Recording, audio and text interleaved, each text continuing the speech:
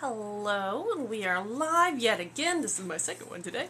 Kind of had a snuck in one earlier, but that was just me rambling on about painting because I was working on some round shields.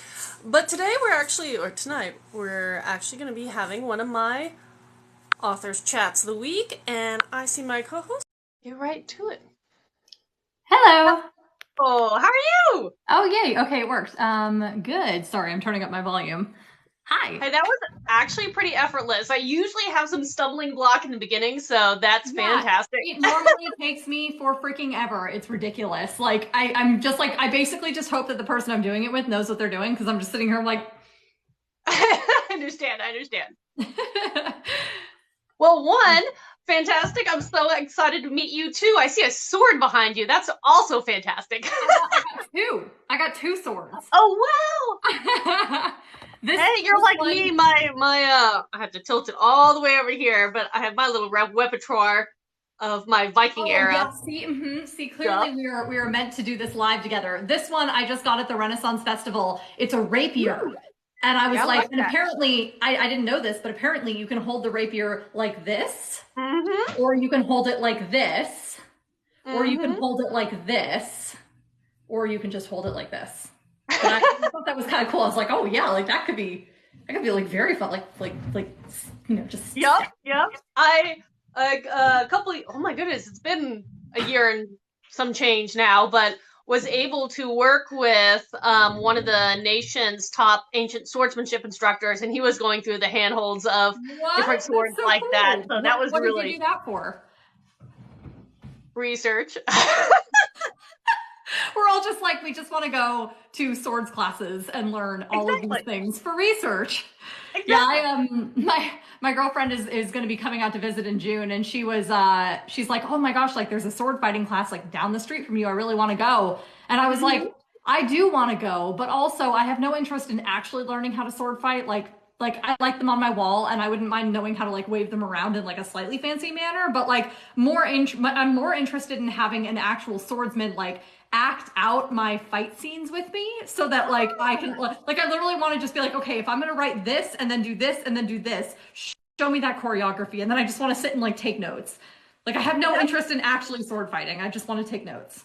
See, I'm the person who would love to learn how to actually sword fight, and maybe towards the end of the year, I'll go back and reconnect with the man I was talking about. But when I was getting into writing, one of the indie authors who was kind of being my guru at the time, she would take her son out and they would have wooden swords and she would practice because she wanted to make sure whatever she was writing about could actually happen in some kind of maneuverability. Yeah. I'm pretty lucky. I think that I've got a very good like people constantly describe my writing as cinematic, and I think it's because I'm constantly thinking in like visual terms. Like everything that I'm seeing plays out in like a play in my head. So like there are definitely times where when I'm writing a fight scene, I like physically get up and stand in the middle of my room and just like act out what I'm doing. And like sometimes I'll call whoever's in the house to like come down and be like, okay, stand there and then bend over. And how can I like, it's like I took this combat class in college this one time, and I was laughing so hard. We were doing Krav Maga, right? It was close quarter combat. So it was a mix of a bunch of different things, but it was mostly Krav Maga. And I was laughing because my best friend and I were taking that class together, and then we went back to the dorms and we were making cookies. And we were like, well, while the cookies are baking, we're gonna act out some of this like practice, right? Like we're gonna practice these moves, like these self-defense moves. So we started like acting out like we do in class, like if someone's choking us from behind, like what would we Mm-hmm. do?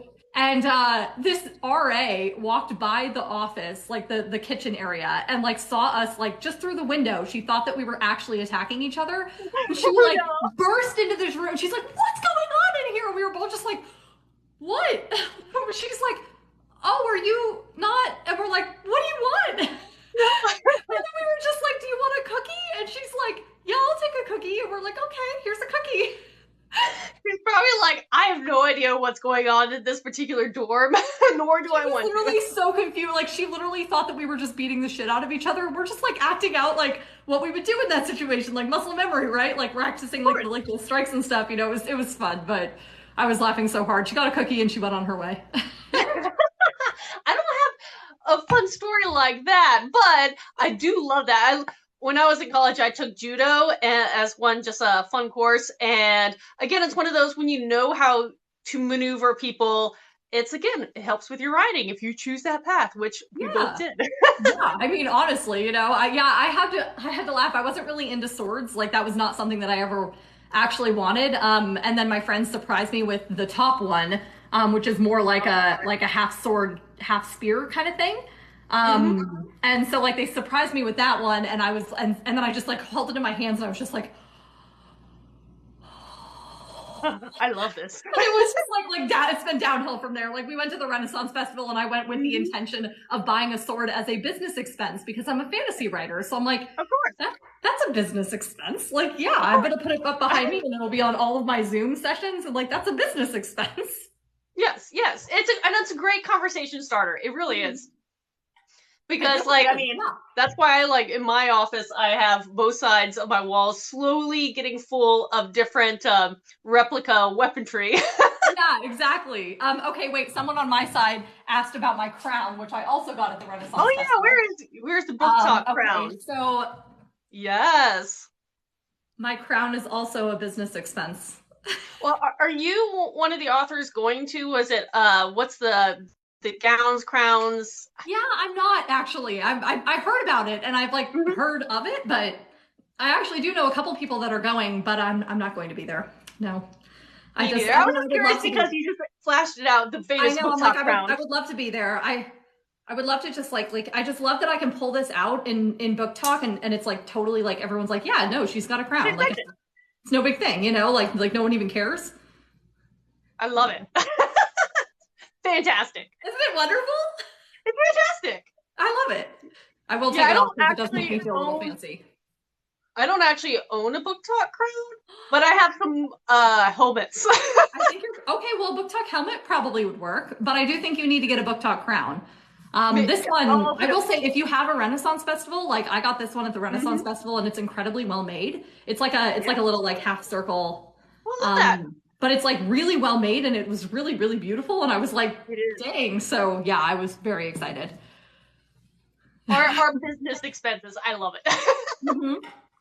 Yeah. I actually, and then I'll get back to your books. I promise. I promise. But actually, not that long ago, is it Christmas before this? But I don't know. It's not that long ago.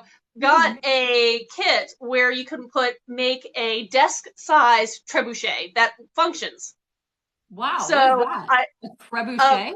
a trebuchet is a catapult from the Renaissance area of France, but it was one of the biggest ones that would have ever been built, and so I used it to launch dog treats. But I want to use it to like maybe shoot a marble at a series of like my TBR books to see what I should next read or something. Oh my god, that's so funny. I just Oh, finished. I was looking to see if my dog was around, but he's not here. I just finished Kyoshi last night. Have you read that book? not yet. The Avatar companion novel. It was shockingly good, and like I've been in like this thing the last couple months where I'm reading a lot of things that people are telling me to read, like or asking me to read, or like I know authors that have books coming out, and I'm like, oh, I want to support them, so I've been reading it even if it's not like my jam. So that was the first book that I picked up in like 2 months that I actually wanted to read, and I was so pleased with it because it was so funny and like the romance was great, and like I consumed it in like a week, which is very fast for me. I'm a ridiculously slow reader. But highly recommend if you have it on your TBR, like bump it up because it was very easy to read and fantastic. I'll have to put it onto my TBR because I don't think that one's made it on there yet, but I will definitely do that. And I have questions already cropping up for you since I actually skipped my normal intro, which is you introduce yourself and what you write, but this one in particular is asking, do you have any audiobooks at this moment in time? Okay. There are some things happening in the background that I can't say yet, Okay. but will be coming out shortly ish. Oh, And the audiobook will be addressed at that time.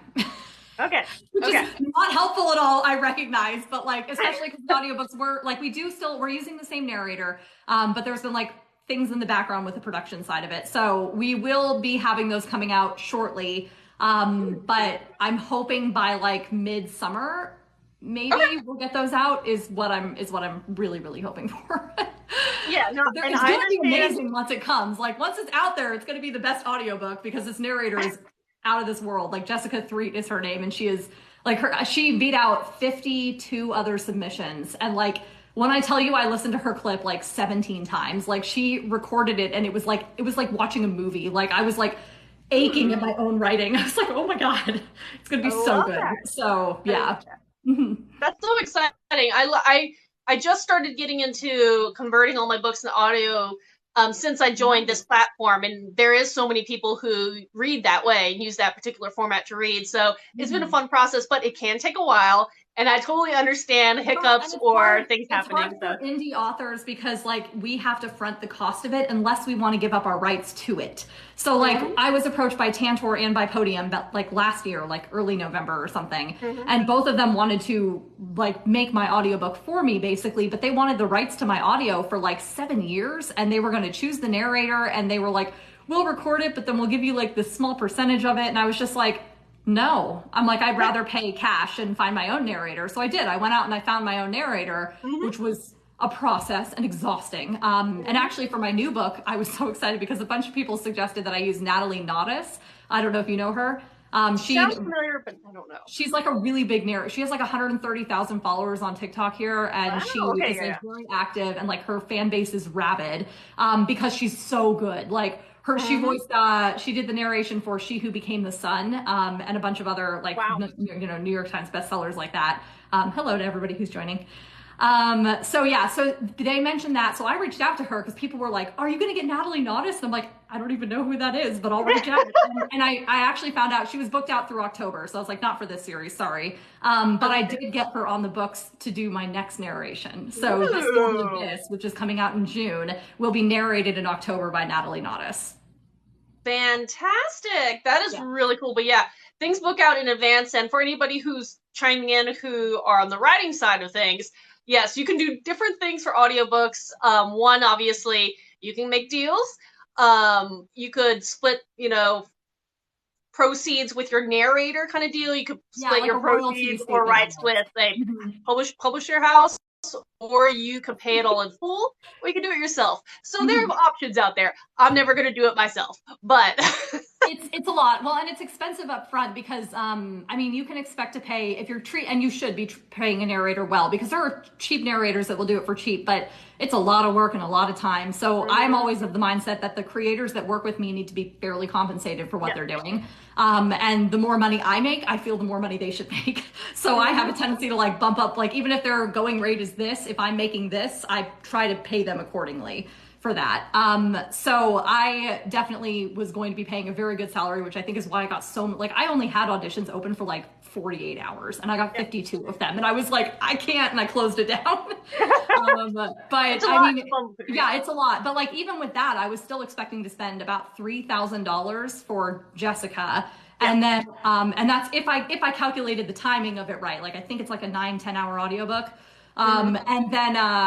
And then with Natalie, it was like a $1,000 like deposit back in January just to reserve her space. And then I think I'm going to pay another $4,000 or $5,000 more.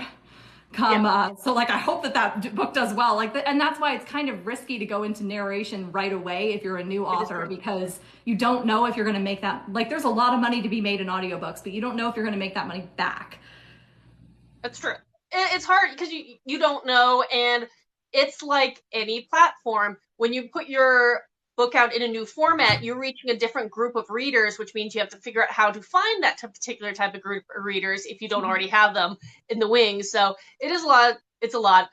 I have 3 series at the moment. They're all being converted into audiobooks, but it gets pricey. So I'm dabbling with different things. I have a 50-50 share, and then I have a couple paid in fulls with different, all my different narrators, and trying the gamut, but seeing what works going forward, and without being book broke. Right. Well, and like, I'll advise, because I'm for your followers, they may not know, I'm 50-50 pretty much with traditional publishing and self-publishing. Like, I have an extensive background in traditional publishing, and then like self-publishing is where I'm at right now.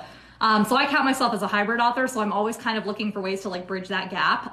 Publishers will not really entertain your book if you don't have the audio rights. So if you gave it to Tantor, or you gave it to Podium, or you did a 50-50 split with your narrator, you now don't own the entire rights to distribute that audiobook, and a traditional publisher is not going to be as interested when they get up into the higher levels of publishing. So smaller presses may still not care, but bigger ones are going to be very hesitant to pick up your book without audio, just because it's so much money on their end. It gets them so much. Yeah.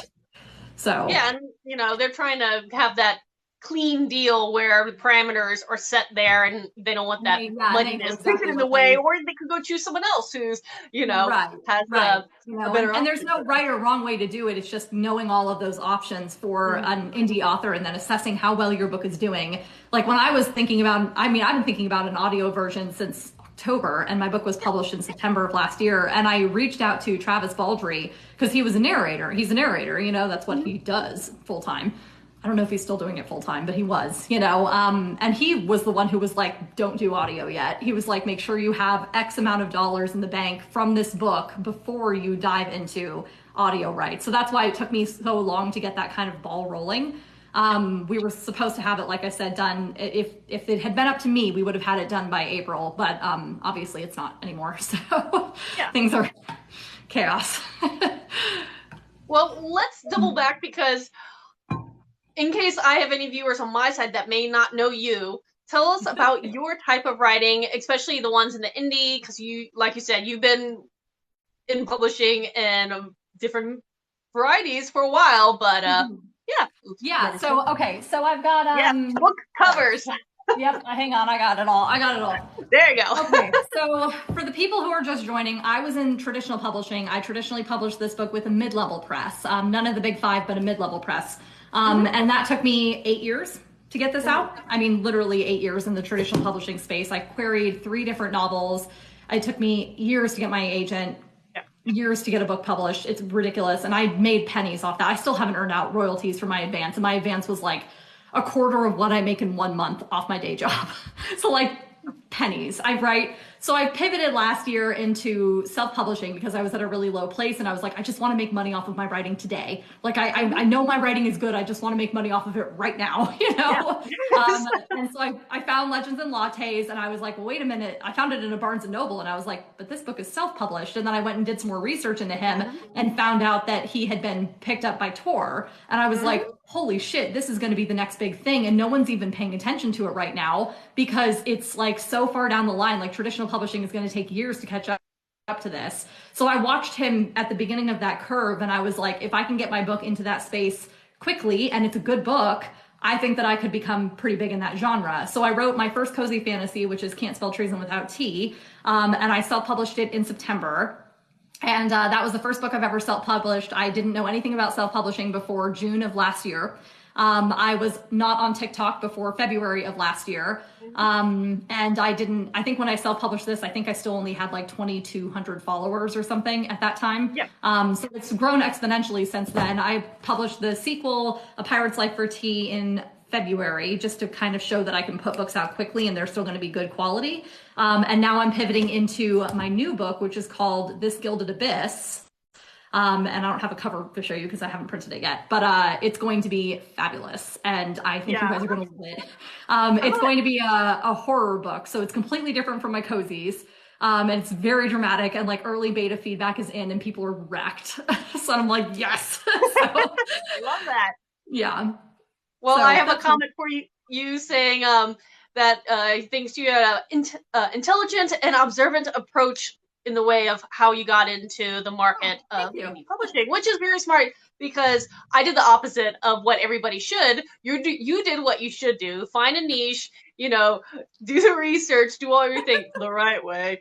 There are certain things you don't do, which I did. I made all the errors, but that's fine. You get there eventually. Because this is interesting to me, because I personally don't think there's any wrong way to go about publishing. I think that every way is valid in its own right. Some may be faster and more, and I hesitate to even say like an educated guess, but like some people know more about the market than this, but there are some people who don't know anything about the market, but they know what their reader wants, and that becomes its own market. So like, tell me what you did. I stumbled through trying to figure out how to indie publish. I had some help, but this was a number of years ago, and then thought that the world would find my book and just left it there. That's why I say don't do what I did. Right.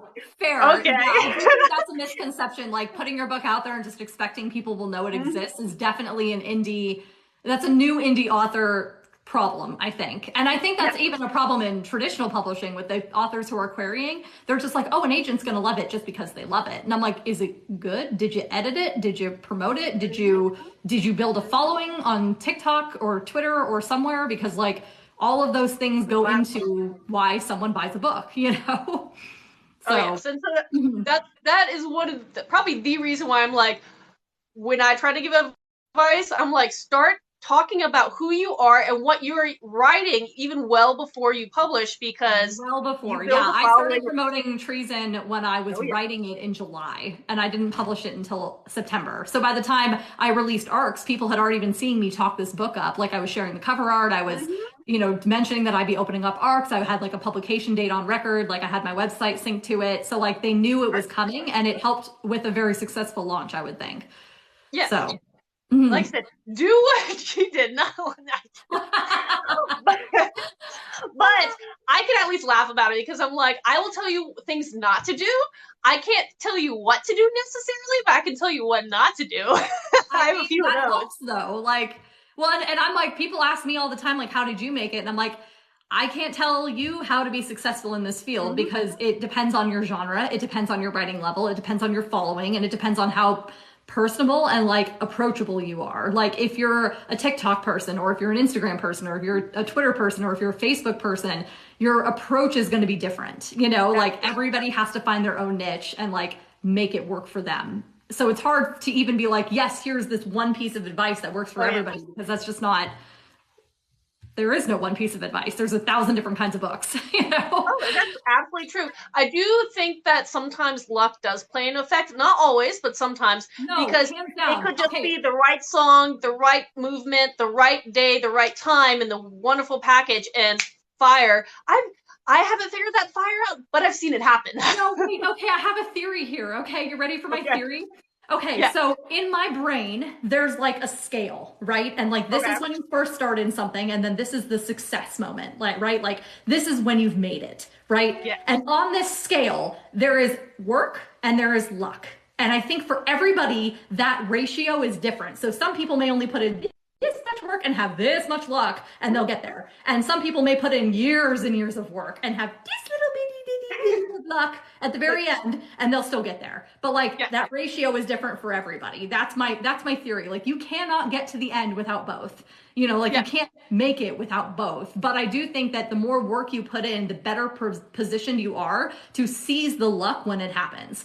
You know, because like the stuff that happened to me this year and like last year when I was publishing this book, I would not have known to take advantage of 4 years ago. Like I would never have known to position myself in such a way so that I knew that I needed this literary agent, or I knew how to respond to this email, or I knew how to get in front of these people to make sure that my book was seen by the right crowd.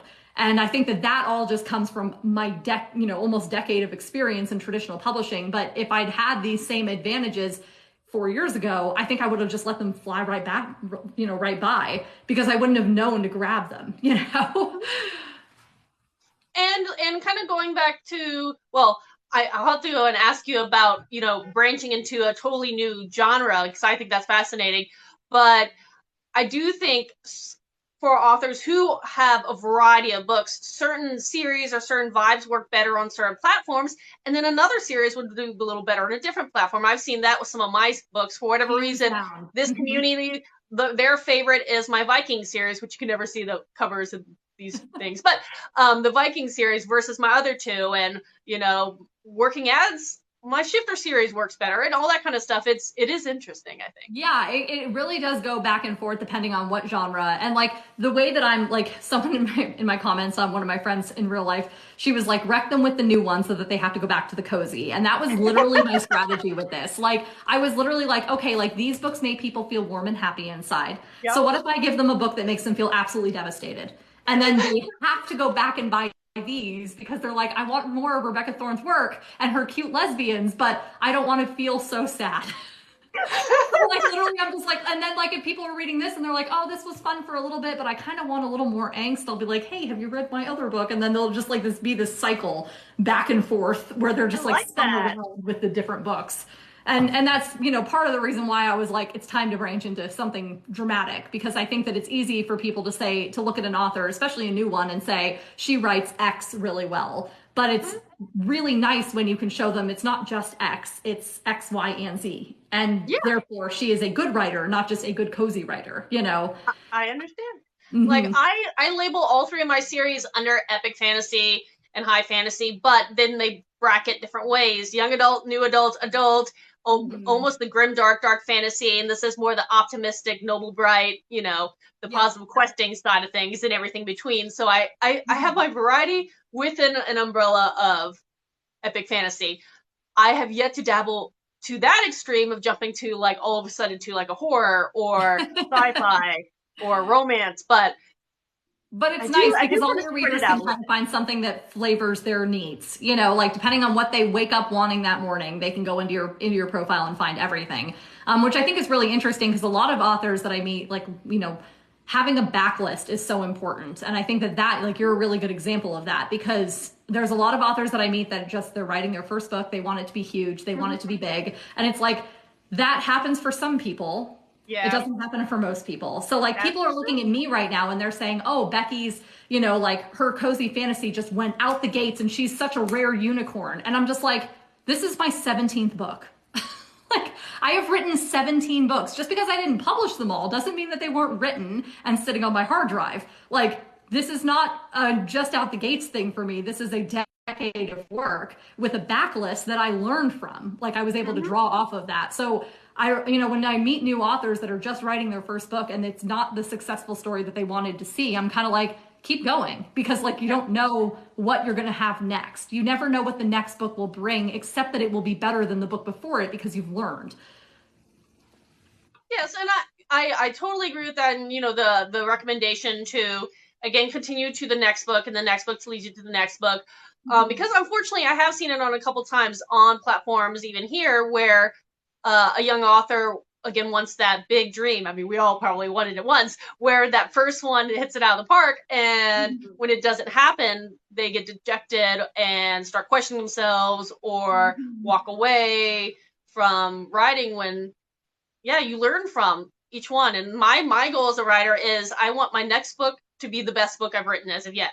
So, Yes. and to keep Mhm. progressing forward. So, yes, theoretically, my first book should be the worst book because it was my first book, and the second book should be Mhm. better, and the third and fourth and fifth doesn't mean the first one's bad. It's you're learning and you're moving, hopefully, in the right direction. Yep, exactly. Yeah. Yeah, I think that that's something so important that a lot of, you know, it's hard to think when you're writing your first book that it might not go anywhere or that you might have to discard it for whatever reason and move on to something new because like you may have spent a year writing that book or 3 years writing that book or 10 years writing that book. Like maybe that's the idea that you've been thinking about for a decade and you finally put it on paper and the thought that it might not be good enough is hard. It's a hard truth to Yeah. stomach for anybody, I think.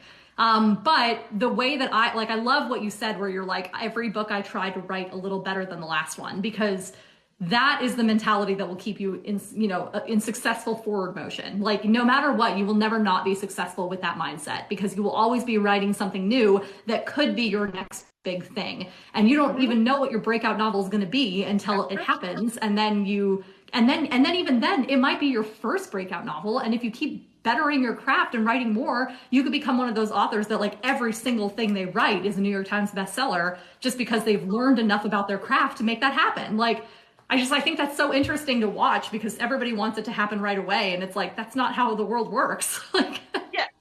And it's one of those things. I mean, it's an old tried and true saying: practice makes perfect. And in the writing career, you practice every book you write, every story you create, every concept you flesh out. That's a practice for the next thing.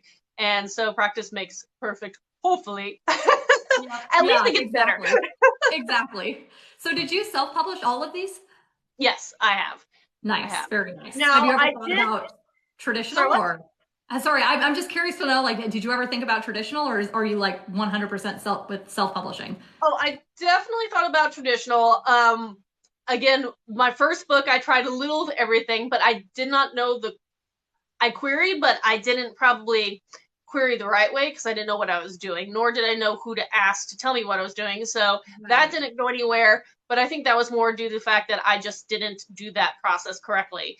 Mhm. The second time I queried was when I was kickstarting my next full length series, Nice. my Portal Fantasy for young adults, and got some interest, but everybody told me my book was too long for traditional publishing young adult, and they do have a How size long is your bracket. book? It was like 140,000 words, Yeah, and that's I a had little to be too long for knocking it down to traditional. like 90,000. That was like a big Hmm. enough chunk where I was like, I'm sorry, I'm just gonna go self-publish, and Yeah. it'll be a little chunky for its age bracket, but I can do that in self-publishing. I I already like, know yeah, that no crap one's going to now. tell you no when you're self-publishing. No one Yeah, can. yeah. So Yeah. I kind of, and then with my Viking series, I wanted to practice doing a series of novellas to challenge myself to try to write a little shorter. Okay. And because of that, I know novellas aren't necessarily something you want to query. Not that someone can't publish a novella when you have an agent or a publishing house, but that's not They're necessarily something typically you want to companion query. novels So that are published after a full-length book. Like yeah, novellas as a standalone are nearly impossible to sell. yeah. So I was like, went from the start. I was like, I'm just gonna do this indie and see where it goes, and that's where I am. Okay, interesting. Oh my gosh. I love talking to people about like how they choose what they do because I know a lot of people who have blindly leapt into querying. Like I was in the traditional publishing space long enough to know that like most of the people in my circles were just like, I'm querying for the sake of querying, but they didn't look at what was selling in the market. They weren't looking at Yep. the comp titles of a publisher. They weren't looking at what their audience would be or what they want from it. So they were just yeeting their book to agents because it was an easy, an easy thing to do and then nice to tie up in a little bow and be like, okay, my book's on its way. And it's like, this is an ongoing process. Your book is not on its way until you stop working, like don't stop working, keep going. So like, I wish that I'd known about self-publishing.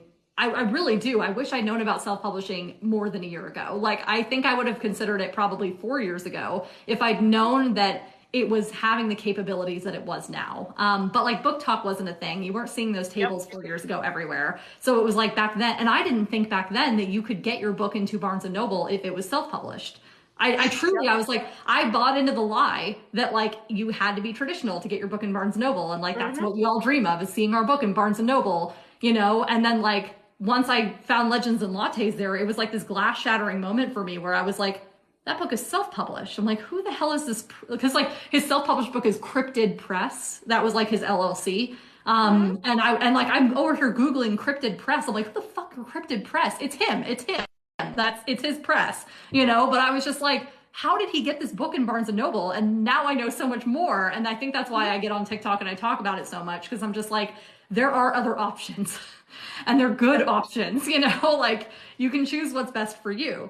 And I think that's That's cool. true. And I know with you, you're an author who chose. I think maybe I should say no. I think you're an author who chose immediately to be distribute wide because you go through Ingram Spark, and I'm Actually, the I was opposite in where Kindle I Unlimited. originally went through Amazon. But I Yeah. do want to move because it took me a while to realize that I can have my print books wide and still be in KU. And then it was just this. Why didn't I Yeah. know that sooner?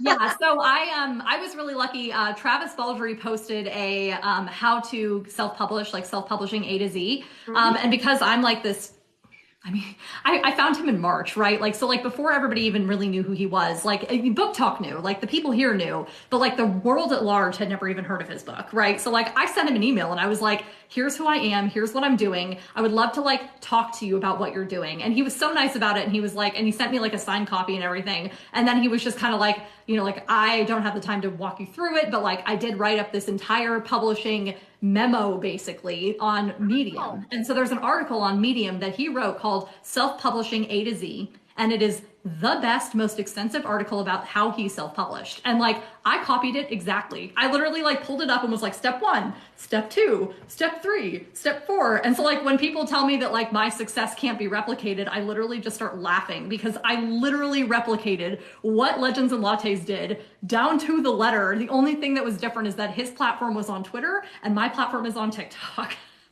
Yeah, and I actually remember watching some of your videos talking specifically about that because I've been following you for a little while, and I thought that was just the coolest thing that you learn from someone else. And again, if you know the genre you can want to write it, and you learn the steps to hit that genre and where those people are, it really Right. does help.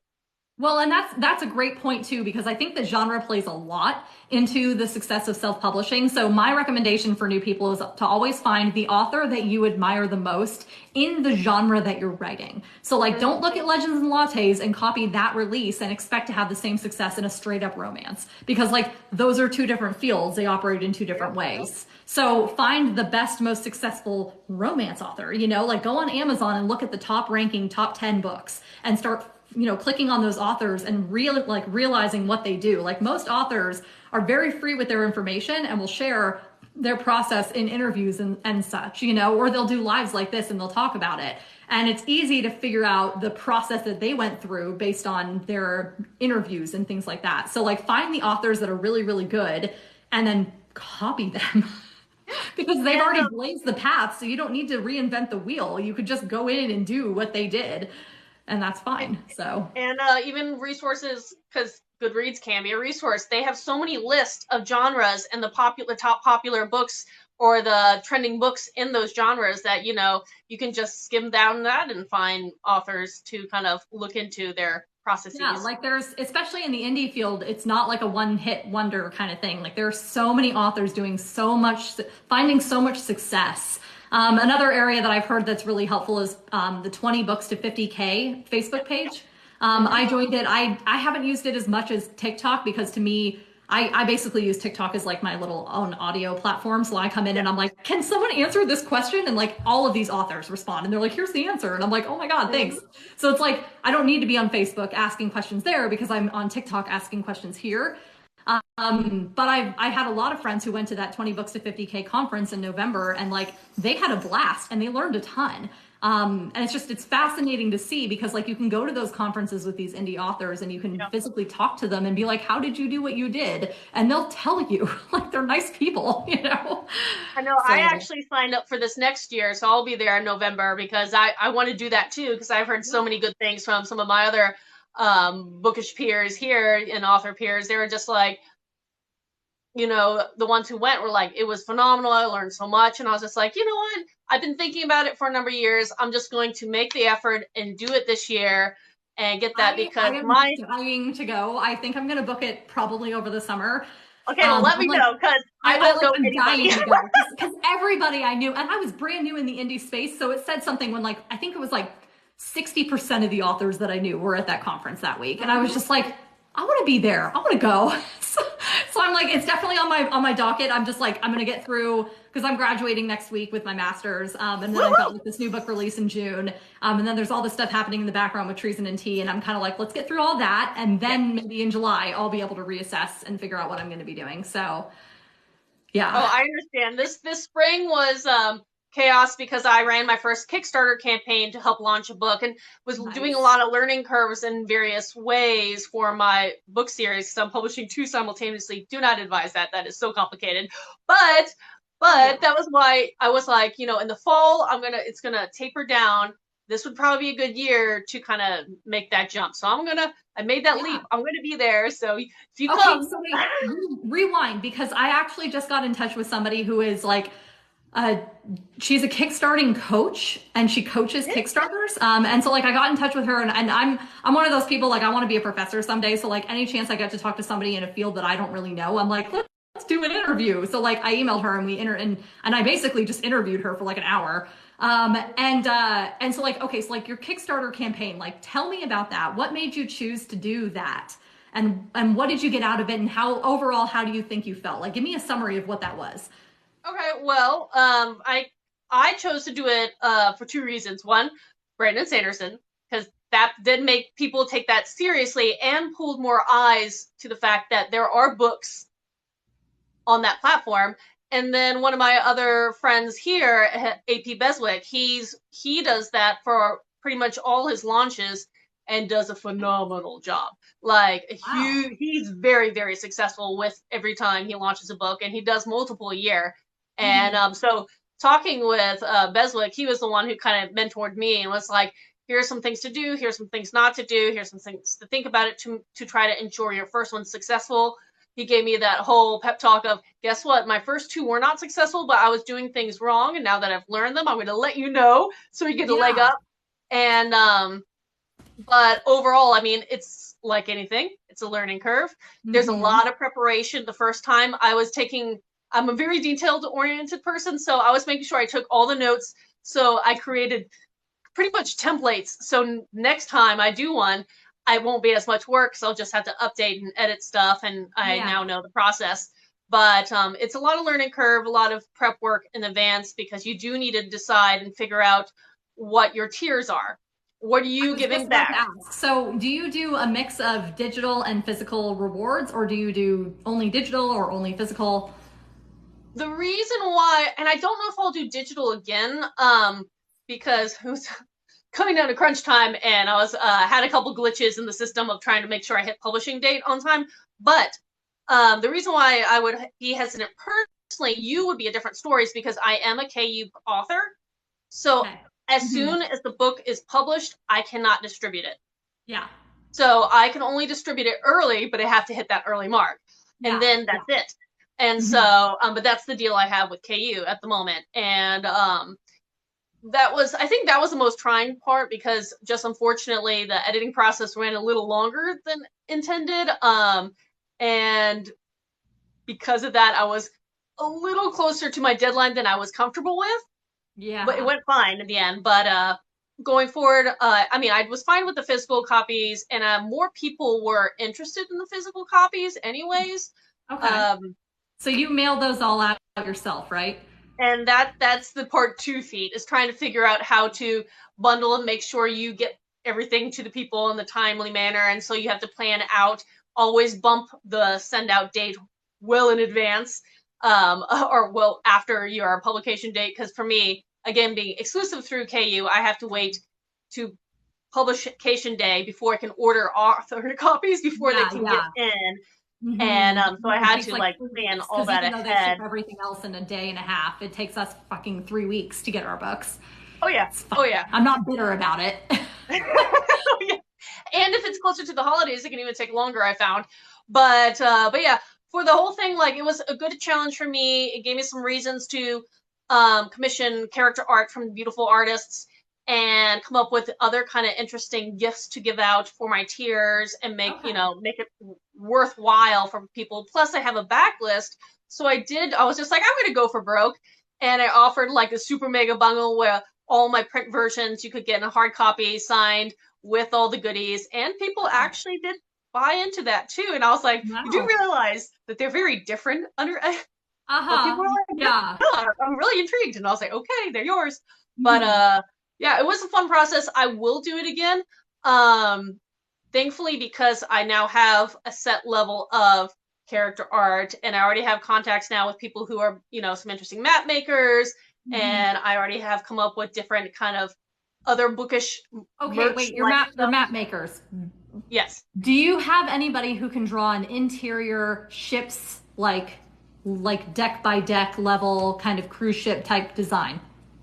Hmm. Like interior, not like exterior map No, no, making, but I like know. I was like, I don't. That one you might want to look for someone who does, architecture. yeah, either architecture, um, what are those? There's a term for the genre of historical sketches. Oh, okay. That All right. might be, I don't know. I feel like there's a term for that.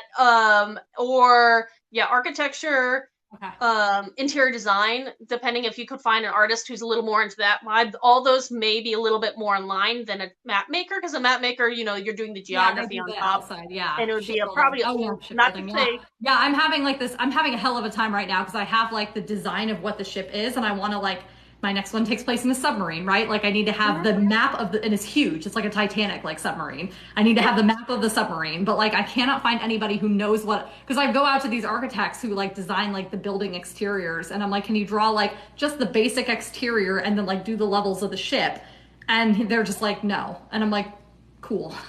So I'll be asking TikTok about that here soon, seeing if anybody is Rex, because like nobody that I know of has done a map of the interior of a building before in a fantasy book. It's weird. I'm sure it's been done. I just don't know who to ask. So sorry. time to, I guess, dip your finger into art talk. So I'm sure they're out there. I just, I haven't dabbled All in that. right, My Anthony. style of painting See you in also the a painter. comments. You got to find me an artist. I was like, I'm a painter, but I paint animals. I'm a pet portraiture artist as well. So totally different things. I know where my weaknesses lie, and interior design and ship Yeah. design is not my forte. And yes, Amphi here, and hang on, she's in my comment section right now. She's my typographer for my books. This is what I need. Wait. I need this done. Ooh. Yeah, it's a huge ship. I need this done, but I want it to be done in like this type of like it look. Oh wait, it looks like this. That's upside down. It looks like this. That's So neat. like I need these levels to be put inside a picture that is then like people can like trace where oh they come down here and they go up here and Okay, well, actually, you know what? A map okay maker, wait, maybe. Okay, I was thinking you were doing like furniture and stuff, but okay, if you're doing it that, you might, yeah. a map maker might be able to, a Okay, hang cartographer. on. Someone just said Penguin K Studio. Okay, I'm gonna write that down. Oh, great. Um, okay, good. Oh yeah, okay, all right, maybe, yeah. Okay, yeah, I will be looking into this. Amphi's always down to try. She's an artist too, and she's just like, yeah, sure, send it. I'm best friends with her in real life, so I'm always like, yeah, send her everything. Highly recommend finding a typographer that you're friends with in real life because then you could just pour wine and like sit down for 4 hours and just like bitch about what they're organizing on Photoshop. It's great. I absolutely love that. No, I do not have one in my life at this moment, but that is, I'll have to make a memo of that one. Yeah, highly recommend. It's great. I can um, imagine. Anyway, okay, so the Kickstarters are, yeah, so that's really interesting because I was definitely talking to that girl and I was like, this doesn't sound like anything I would be interested in because like I don't even offer signed copies for people. Yeah. I'm like, I just don't, I don't want to take the time to ship. It takes me too long to like print out all of the things and like, I need a label printer is what I probably need to like do stickers. But it takes me too long. It's too in depth. I don't want to do it. But I was definitely very interested to talk to her about that process because it seemed like it was a very legitimate way to get funding if you need funding for an indie book. So it's cool to hear that you've actually done it because like I didn't even realize that that was a thing that you could do until Brandon Sanderson did it. And then I was still just like, well, he's doing it, but like no normal author would be doing that. So it's really cool to see that normal authors are in fact doing that. Yeah, and like going back to AP Beswick, because like I said, he's the one that I personally know, and he's the one who does phenomenal on it. Like his last his last one he kicked off on New Year's Day and brought in, I don't know if it was 28,000 Dang, in good for him. in like 30 days, Wow. and he does them multiple times a year. Each one gets bigger and flashier and bigger and flashier, but he's building on the levels of the one he does before. He also has a longer backlist, and it's Yeah, it's a system. yeah. It's a different way of approaching. But then there are authors who do stuff like Patreon and just for extra funding, and you don't need to offer signed copies for that. You can do digital things on that version, Yeah, and yeah. it may be something, especially if So, you're one of those writers that can turn out a short story, send them mm, to your followers there, and that's another option as well. yeah. So, do you have a Patreon? I have not done that yet, Okay. just because I was like one thing at a time. I'm trying to teach myself one thing at a time. Wow, So you and I sound very Kickstarter was similar. my learning curve this year. And yeah, Kickstarter is my learning curve. I'm also in a project when my book series is being turned into an augmented reality game. So I'm in the midst Cool. of working with that company right now. So my time Nice. is limited, but I was thinking of maybe pursuing Patreon down the line. Yeah. Um, but I've kind of got that same mentality. I'm like, yeah, not now, but like maybe later. Because like I know a lot of my author friends are starting like author discords and stuff, and I'm like, I would love to have an author discord. I'm on there all the time, but like I don't have a lot of time right now because like TikTok is taking up so much of my time to respond to comments and like get yep. involved in this platform and show that I'm present here.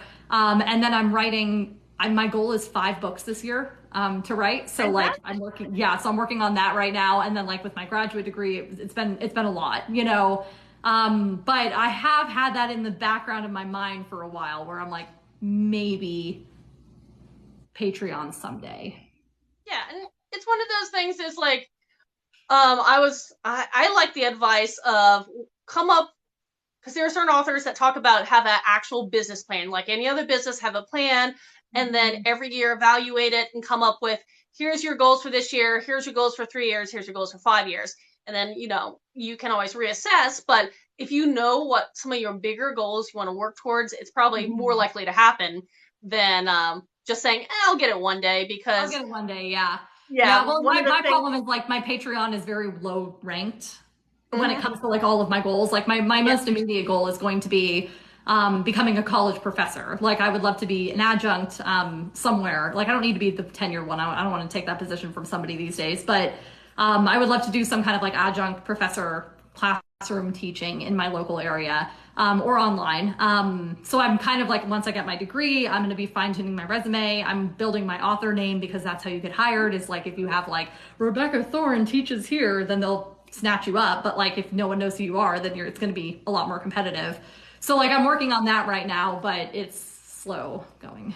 So we'll see. Yeah, and right now I think my goal this year is trying to figure out, did the Kickstarter, and this year is learning to find different ways to monetize outside of just selling through online platforms. And so I want to refresh my author website and figure out how to embed a shop function there, because I do send out signed copies. I am coming up, because I have character art and all this kind of stuff, want to compile these book boxes that people want to buy a little kit to go along with the book. They can do it and do it directly through me. And so that's kind of what I want to do going forward towards the later part of the year, towards the beginning of next year. So that's nice. I like that. Moving forward.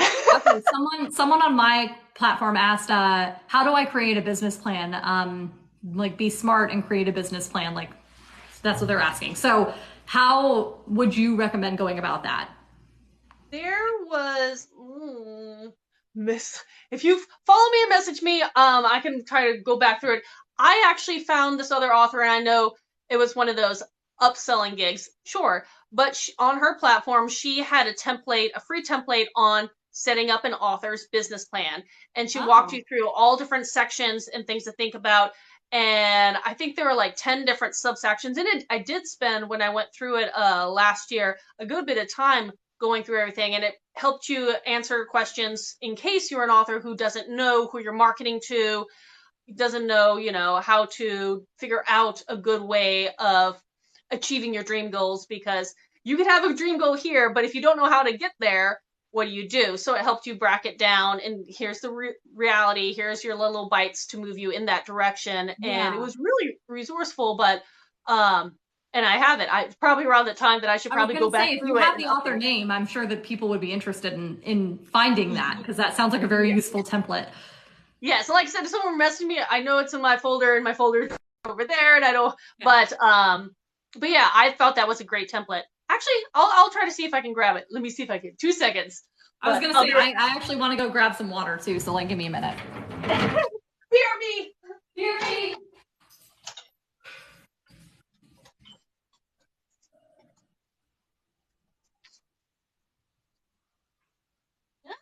Okay, got it. So I'll wait till she comes back, but I think I have it. Hello. Hello. Okay, so trying to see if I can find the author, but I see the website where it came from, so I guess that's more important at the moment. But the website is yourwriterplatform.com. Okay, yourwriterplatform.com. Yep, found it. Yeah, this was I don't remember how many page template. Trying to go back through, and then of course I'm filling in the gaps. But it was something I just printed out and worked through. So yeah, it's over 30 pages of things to consider. Think about drills you can do to create what is my author business plan, and then it's about that time. I really should probably go back through it and update it, because I've had a lot of things occur since I started off on that, which I didn't expect. Projects I didn't expect, like getting into audio and the augmented reality game, and trying to do my website shop and Kickstarter. I was going to say, I'm looking at this website now, and this is actually kind of cool. Like I definitely will be kind of perusing this. Yeah, I mean, like because I love to get on TikTok and just talk about writing. So like if anybody's in the comments and you guys have questions about writing, like I said, I want to be a professor. This is what's interesting to me. And there has been a part of me that's kind of like, maybe I should open up like one-on-one coaching calls that people can book because and I don't even want to coach. I'm like, I really don't want to be like one of those people that's like, you can do it, but like, it wouldn't, it's easy for me as someone who's been in this industry for a really long time to take a look at people's books and be like, here's where you should be focusing your time right now. And I know that that would have been very helpful for me when I was brand new. So I'm like, I'm wrestling with that too. But again, it's like, it's kind of like the Patreon. Like maybe in the future I open that up. It's like a tier of the Patreon. Like if you're a top Patreon, you can have one phone call with me a month or something. Like, I don't even know. Actually, I may be mixing it up with a different author, but I think Beswick did that where one of his top tiers, you got a 1 hour chat with the author and he would schedule it, and pretty sure it was him that did that one. But again, that's something doable. And again, if you're hesitant about the signed copies, you still have that option to do ebooks. Like the signed copies would just be art or have your own stuff. You could distribute stuff that way too if you don't want to actually physically mail something. I'm like, the signed copies are too much. It takes too many spoons because I gotta like get in the car and drive down to the post office, and like I hate that place. So I just and like I pre-package it before I use for any author who's looking to package books, you can get on pirateship.com, and it's in conjunction with USPS, and you can buy your label right there and print it out on your home computer and then tape it and then just drop the package off later. And that has cut down a lot of time because initially I was carrying 15 books into USPS and packaging them all individually inside the post office, and that was my absolute nightmare. But even so, it's just a lot of time. Like, shipping just takes so long. I don't have the spoons. I understand that every author has to figure out what is best for you and your business, because it is a business. Well, what was best? What do you want to put the money, your time, your effort, energy? Some people are more interested in that. Like I know I'm involved in the National Novel Writing Program out here in Arizona. Like I've been going to their meetups and stuff for years. And the ML, the municipal liaison that we've had here, she's super crafty, like very crafty. Like everything about National Novel Writing Month for her is crafts. So like when you go to the write-in, she has like little like pamphlets that she hands out of like cute little like craft things that she's made for you that are like writing themed and stuff. And like then there's the other ML who like is not crafty at all. And like so she's more like online resource based, like she prints off things for you that you can like research and so it's interesting to watch the difference between the two. And I think that's a really good lesson for authors because some people really like the printing side. Like they may love physically signing books and sending them out. And then there's people like me who would rather spend that time writing because I don't want to take the time to go to the post office. But it's like, find your strengths and like play off of them. I think that's the best way to go. Yep, that's true. And again, every author has to figure out what you want and how you want to represent yourself because each of us is different. And the same goes back to like the genre writing or anything else we were talking about earlier. The platforms, everybody's going to find what works best for you, your personality, your strengths. And there's a little play you have to do in practice, but yeah, exactly. It's definitely, it's a tricky business because like there's a lot of money to be made in a lot of different avenues. But finding the avenues that you don't hate, that's going to be the key. So I know a lot of people, like I tell everybody, I'm like, get on TikTok, just get on TikTok. But it's because I love this platform. Like it's not a stretch for me to be here. Like this is where I would normally be existing, So to me, get on TikTok is like the same thing as like, like go and hang out with your friends. But to someone else, it's like, oh, go and sit in a classroom for 7 hours and stare at the wall. Like that's like the akin of what I'm asking them to do. And I'm sitting here and I'm like, it's 10 minutes a day. Like you don't have to spend that long, but it's interesting to see how different people respond to different social medias. Yeah. And for me, like, when I was doing the Kickstarter, one of the ways I was trying to advertise it was I did just solo lives, which I was not used to doing a solo live before. So it was a weird kind of feeling. Shit out of me. I'm impressed with anybody who can manage them. Yeah, it was a little weird to me at first, but I'm so comfortable with them now. And I have a lot of people now that want me to do them regularly, but I also want to do something that's work-wise as well. So one of the things I did this year was I'm starting to come out with little TTRPG miniatures based off my book characters and their character sheets for people who like Dungeons & Dragons, fantasy. But while I was painting them, because I have to hand paint them, I was painting them, doing a live. That's as much multitasking as I can do. Mm. But I was doing something that I was going to distribute for a bookish community, and I'm talking to the bookish community. So I was like, I think my time was well spent. Yeah, I'd say so. Okay, with your solo lives, like what do you do? What do you do in a solo live? Do you like answer questions or like get in and type or like do you Oh, just like write? Like what do you do? I like to be more the Q&A kind of style. And again, I actually jumped on. I have a totally different non-bookish project I'm working on. Getting married in a few months, and so I was making wedding round shields. Wedding Okay. round shields. Okay. But I wanted to work on my painting, but it was still work hours. So I was like, I'm gonna click on a live. I don't know. I'm sorry, I'm losing my voice. I'm gonna click on a live, and while I was working on it, people were asking, and then I was, you move the conversation to like, hey, by the way, I write Viking fantasy, and again, it becomes kind of like this natural thing because I'm doing something Oh, that relates to it. But in general, I talk, introduce myself, say, hey, ask some basic questions if you like, because I'm a fantasy writer, so I'm like, I usually do some basic prompts in the beginning while people are logging on. What okay. kind of books do you like to read? What are you reading at the Oh, moment?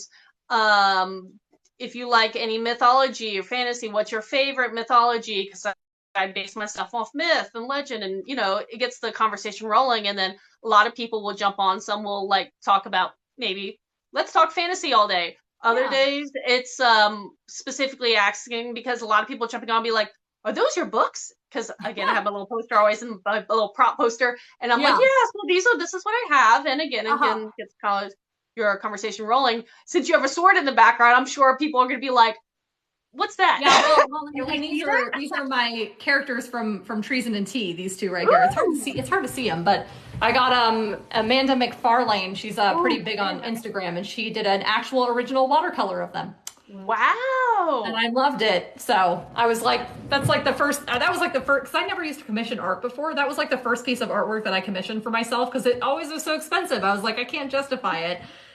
And now I'm sitting here and I'm just like, I framed it and I like stare at it every day. I'm like, oh, it's so cute. I love it. So, I love that too. That is beautiful. Absolutely yeah. beautiful. Mhm. But yeah, I mean, again, and you're a person kind of like we both know, I guess, to an extent, Jason Duro, and Yeah. he's kind of a little bit like He's in you, my where chat right now.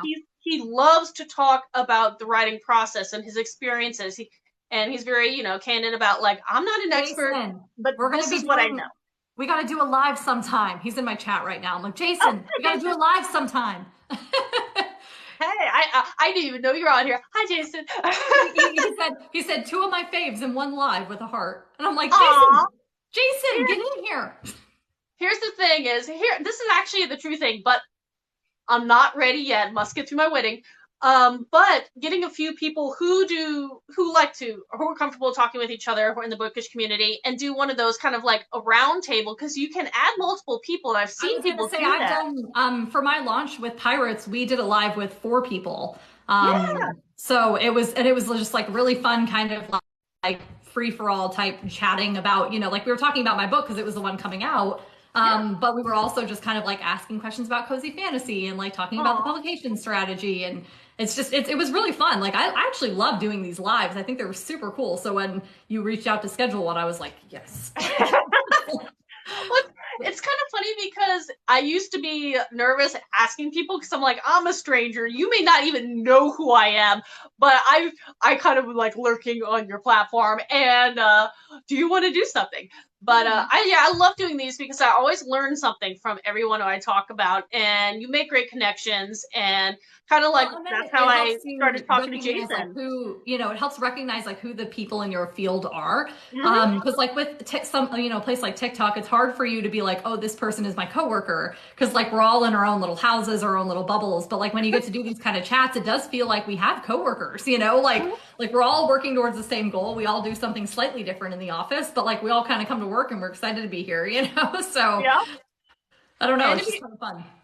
And if you have a problem, you have someone to ask, be like, Yeah, how do like you you have do to this? have that. Yeah, I mean, I think that's important for anybody who's watching. Like if you're a new writer, the biggest thing that I can always recommend people is find your community because you Mm, can't do it alone. And if you no. do, you will be beating your head against a freaking wall because you won't know what you're doing wrong. And there will be so many I things. did that for so long. Like even now, like I've been around this business for a long time and I just had a person email me and say that they were going to be making special editions of my covers for Treason and Tea. And they weren't asking Like, permission. They were love just that. letting me know that they were going to be making special editions of my covers. And I was like, you can't do that without my permission. But then I did some more research into copyright law, and apparently they can because they bought the book. So like they're buying the book from me, and then once it's theirs, it's their own private possession, and they can do whatever they want. So they can rip the cover right off it if they want to, and add something new. And so that's what they were going to be, and then they're going to sell the cover that they designed with my words inside, and it was crazy. I was like, wow. Oh, Jason's leaving. Bye, Jason. He has to go edit. Bye, Jason. I'll hit you up later. We'll do something. Yeah, so it was just kind of wild because like I kind of had to reach out to my group, and like initially all the authors that I knew were like, oh no, they're not allowed to do that. And then we all kind of looked at their website and what they were actually doing, and we're like, maybe they are allowed to do that. It's like it was kind of a learning thing for all of us because we were just like, this is such a weird request. We have never heard of this before.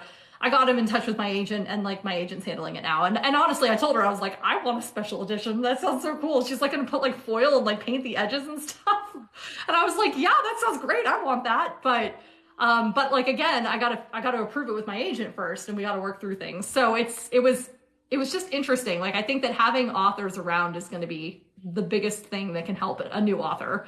Join a community. Oh yeah, and for me, like I know I'm going to, if it's okay with you, definitely I'm going to poke Jason. When I get to that point, about trying to convert my paperback and hardcover into the Ingram Sparks, because Mhm. that's going to be a learning curve. I know it is, and I will need people to be like, here's some tips or what I things to think got you. about. I did another interview with one of the ladies from Ingram Spark. Because I just do Ooh, interviews all the time for fun. Like I just want to learn everything all the time. So I actually did get on a call with Emily from Ingram Spark, and she walked me through like what authors frequently don't do in their books. She like took a look at my book and was like, here's areas that you can bolster it to make sure it gets seen more often. And it was very, very helpful. So yeah, Ingram Spark, I love them. I think that they're a solid program. I think that they're the only reason that we can get into bookstores these days. So I'm grateful that they're there, but I'm less thrilled with they just took away their cost to upload, but then they snuck in a 1% fee that is now going to take 1% of the book's purchase price. And it's like, yeah. And so Jason was talking about that too. And I'm just that's like, where I heard it. Yeah. I'm not thrilled with that. I'm not thrilled with that. But I don't know. I mean, it'll probably help a lot of new authors more. Like for authors like me that sell thousands of copies, it's really kind of a shitty deal.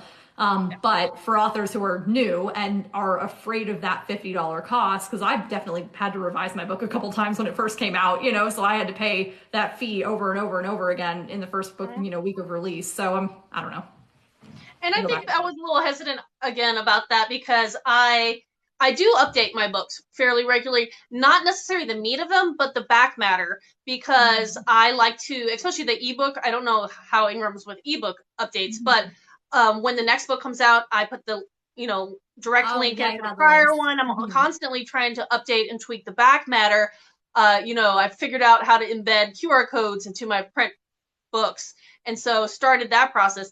Need to finish that process, but stuff like that. So I am updating regularly, and knowing that there was a cost on Ingram every time you did that was kind of like another dissuasive thing. Like, It's a I'm lot. good. Yeah. I mean, I know that I'll actually be interested to see how that affects like the author guilds that they have, because they have like the independent author guild here in America. I don't know where you are, but but they have like the Independent Author Alliance out here that you can join. And one of their big draws is that if you pay the $90 fee per year to join them and become a member, then all of a sudden you get all of these Ingram Spark free codes that you can use to like waive that fee over and over and over. So I think they give you like 5 a month or something that you could go in 5 times a month and put, and change those books. And I wonder how they're going to do now that that code is not a draw, because like that was the only reason I was considering joining one of those. Like they don't have enough resources for me otherwise to Yeah. really tempt me into that fee. So I don't know. It's interesting to think. Yeah, yeah. No, I mean, and that's the thing. There's no matter what you want to do, there's gonna be pros and cons in the publishing world, even in indie, and you have to decide Mhm. how to approach it. But it's good that we have platforms like Book Talk where you can listen to authors who are on both sides and figure out what works best for you. And and you can change your idea. Like what for me, I thought it had to be exclusive for everything, and now I'm like, oh well, print. I think I'm gonna go wide for, and I'm still in debate about KU versus ebook I'm wide, like but I actually just left KU. Like I yeah, started on I KU. saw that. Yeah, so I'm like it's been interesting. I was in a unique position because 1/3 of my sales were KU, 1/3 of them were ebook, and 1/3 were paperback. So yeah, it really just kind of shifted my proportion. I have seen, and I was able to run a couple sales while I was transitioning out of it. So I was able to basically get more readers in the last 2 months because of those like 99-cent deals, like the daily deals that they had. And I was able to sign up for some of those, and that helped the transition. One thing that I did know that I was really pleased with is that I told everybody it's going to be off on February 30 or February 28th. And starting March 1st, it's not going to be on KU anymore. So I took it off March 1st, as I said. But because I gave everybody that advance notice, it gave all of these readers a chance to go into KU and grab that book Oh yeah. on their Kindle. And once it's on your Kindle, we still get paid for those page reads. I had no idea. So like, even though it was off of KU, I still made probably 20% of my income in March was from KU still. And I was like, dang, I wasn't expecting any money from KU, but because they were able to buy that early and then keep it on their Kindle, like I'm getting page reads daily still. And it's been a month and a half. Like it's not been on KU for that long. So I don't know. I think that it just kind of depends on like where your money comes from. I know authors who 90% of their income comes from KU. Yeah, They obviously have a mine's much real harder high. time. Well, was. Is how Yeah, much is mine it now, like roughly percentage wise?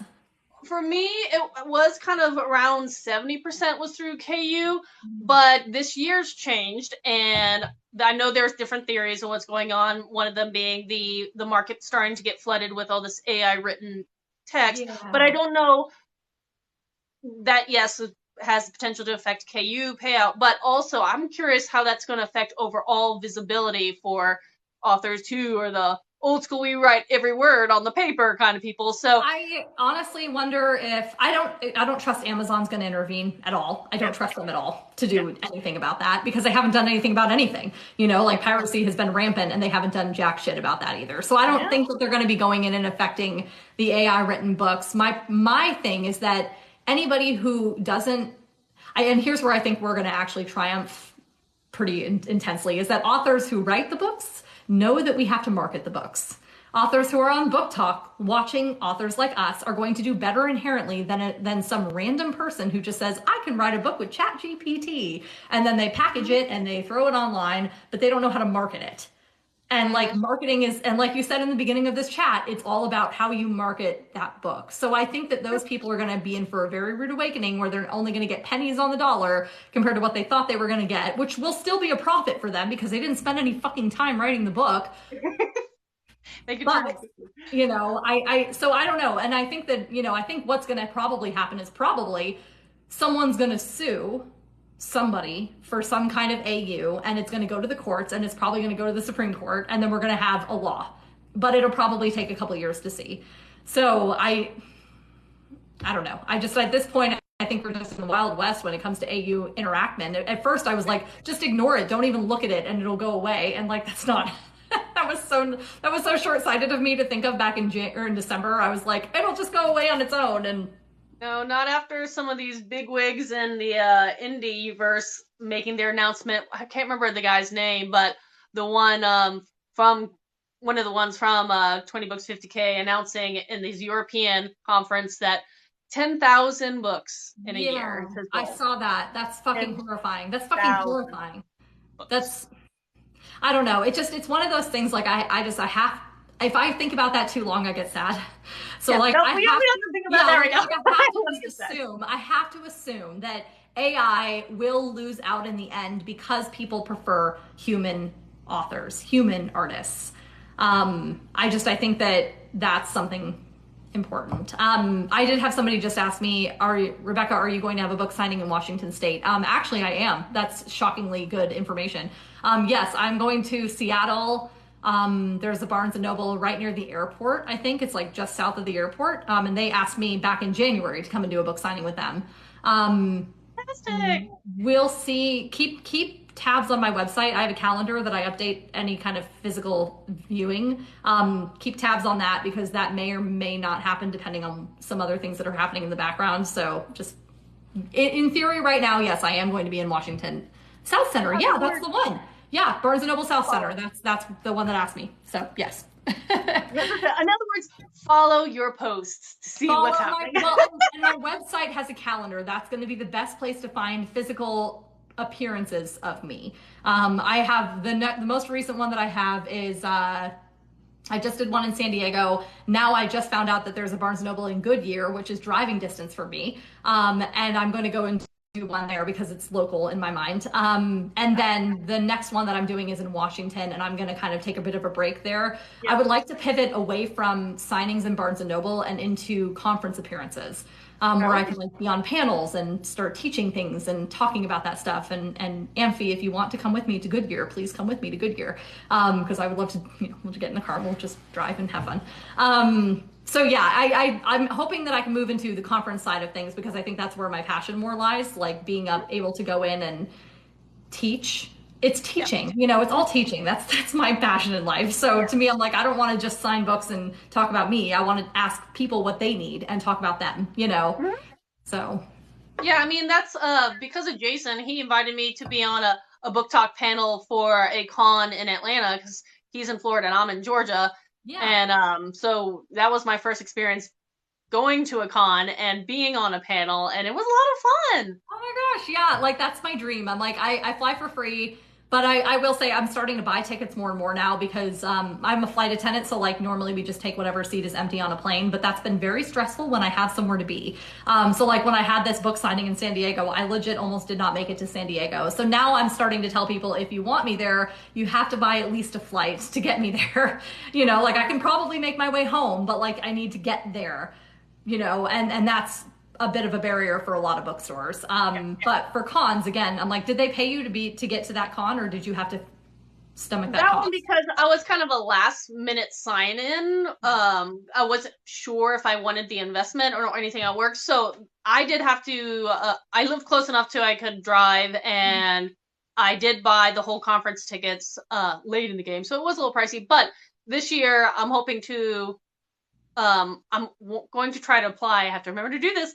Apply to see if the con accepts me as a potential speaker independently, which means nice. Then I have the chance of them paying some of the cost. If not, it's still early enough that I can cover the cost of the ticket anyways. And it's a lot of fun. But they do. It's another fee to consider. Mm-hmm. It's so true, and it gets so expensive. It's one of those things like with the rental car and the hotels, and depending on how far away they are from your city, and like, I don't know, like I can get to the West Coast fairly easily. Getting to the East Coast is a little harder. Getting to like the Southeast is like nearly impossible. So, someone, Daphne in my comments said, "Can I be your prodigy? My dream is to be able to publish my book." Daphne, just keep following us. Like, we got all this information coming out on TikTok. We will be happy to answer questions as you have them. Yeah, and actually, I don't know exactly what your philosophy was. If anybody asks me a question and I feel like I could help by answering, I love doing those for some of my posts. It helps me make posts. I'm like, honestly, I love it. I'll do a mix of I do a mix of all kinds of different stuff depending. I'm running a series right now about how to self-publish, where I'm posting videos every couple days. And I need to do one today and I forgot. But those ones have been very helpful, but then people are asking questions inside of that series, and that's been very helpful too, because it helps me narrow. Again, I'm trying to become a professor, so that is basically me testing a curriculum of what my future class could be, and then finding real live feedback on what is needed to be answered inside that curriculum. So it's kind of like helping me, helping you kind of thing. Like, so ask me questions anywhere on TikTok, and I will start making notes of those questions, because then I know what future students are going to be asking me in those classes. So I love that. Mm-hmm. I absolutely love that. Yeah. Now, let me ask you because we have rounded the hour and sprinted on. I was gonna say, like, Um, I have to go in about like 10 minutes, because my sister's dropping her dogs off. But go ahead, yes. but yeah, just because I do repurpose these on YouTube and then I'll put all your contacts below. Mhm. But for anybody live, and again, just a reiteration, where can people find you outside of this platform? Do you have a website? That kind of, let's know the basics. Where can they find your books? Let's do the basics. Yeah, so my books are available everywhere. They are wide. So they're on Amazon. It's going to be the cheapest on Amazon. But they are also on Ingram Spark. You can go to your local bookstore and tell them to order it, and they can order it. You can go to your library, and that's a little bit more of an intensive process to get it ordered, but they can order it for your library as well. You just have to go in and tell them that you want it. And then as far as websites go, my website is Rebecca Thorne with an E, thorne.net. And then I have a Twitter, I have an Instagram, I have the TikTok. You can get all of that inside my bio. There's like a link tree and it has all of those links down there. My current book is available for pre-order, This Gilded Abyss. That one's coming out June 6th and it's going to be fabulous and will absolutely ruin you. So like I'm excited about all that too. I think that that's going to be great. But yeah, okay, go ahead. You. Oh, well, for me, I, again, kind of like you, I have a link in my bio that takes you to my version of a linked tree and it has everything. But I am I feel like I'm on all the social media. It's not true, but you'll see me here. You'll see me on Instagram, Twitter. I have a Facebook page and readers group, a Pinterest. I know I'm missing other things. I am sure. Website is on there. KatharineWibellBooks.com, and my name is a wild spelling, so check out my handle, but it's Katharine, like Katharine Hepburn. That's And then okay. my My last name name is is my so nickname is Becky, but it's Becki because I like to be ah, spicy. I like Fancy. it. I like it. And my last name is Wibell, Wibell, as a boy, ELL. And but yeah, you can find me there. I am right now exclusive through Amazon, though I do sell signed copies through Etsy and will hopefully do that through my website in the future. But Kindle can Unlimited, those that are audiobooks are on Audible and iTunes, and you can find me there. Nice. I had a question in mind that said, do you have anybody you recommend for book covers and editors? Book covers are highly subjective. I recommend checking out ArtStation, checking out the big comps in your genre and finding out like who's selling what and then mimicking those covers. Because every cover is going to be different. Like her fantasy covers are going to be completely different than what I use. So artists, you're going to have to find yourself. Some of them will do typography. Some of them you have to get a typographer for. Amphi, who's commenting inside my chat, she is my typographer. So feel free to commission her because she would, I'm sure, love to hear from you. But you typically have to have a cover image first before you go to her. She may be willing to work with you there depending on what kind of cover you want, but she's awesome. And then as far as editors go, I use Carly Hayward for pretty much every book that I've written. Sometimes I didn't actually have an editor for these. I did these myself, but Carly taught me everything I know about self-publishing and like editing. So like I was able to self-edit those books. C.M. Taylor is also on TikTok here and she does like constant videos and she's fantastic and I would highly recommend her as well. So those are my Yeah. recs. I'll attack on that. There are platforms like Fiverr, but Fiverr is one of those that you get what you pay for. Make sure you know that I have one of my cover designers is from there, but fantastic. But you do have to kind of understand your genre, your subgenre, what you're aiming for, and probably have to test a few people out for that. Another resource, if you are on Facebook, is there are a couple groups that are there to connect designers with authors, and that's how I found my other cover artist. And she actually designed Six of Crows, the non-US version for some of the countries. And I fell in Nice. love with her design, and I wanted it to kind of work with my young adult book series too. But again, do your research, and there are a lot of things for you as well. I was fortunate with my editor that I actually knew her personally before I got into writing, but there are other platforms like Readsy that are becoming more and more of a resource for people who are needing editors and cover designers and things like that as well. It's your puppy. Sorry, they're getting so angry right now because they were supposed to be fed 22 minutes ago. And this one Okay. specifically was like, it's been 22 minutes. Where is my food? Yeah. And I'm like, I'm like, you're not going to die. And he's like, I might die. I might die though. Oh, yeah. He's also That got a is bark 100% dog because he's watch. crazy. Oh yeah, and then Well, my shepherd just kind of comes around. So. with that, then what I will say is thank you so much for coming out and talking. If you ever want to do this again, I mean, I schedule them out weekly at least. Yeah, And hands down. Yeah, hit me up anytime. I would love to do it. I love doing lives. So, yes, anytime. and for everybody who was watching, thank you, and follow us if you want. And go buy no more books. pressure. What? Yes, all right. Bye, guys. But thank you so much. Good talking with you, Katharine. Thanks so much. Bye.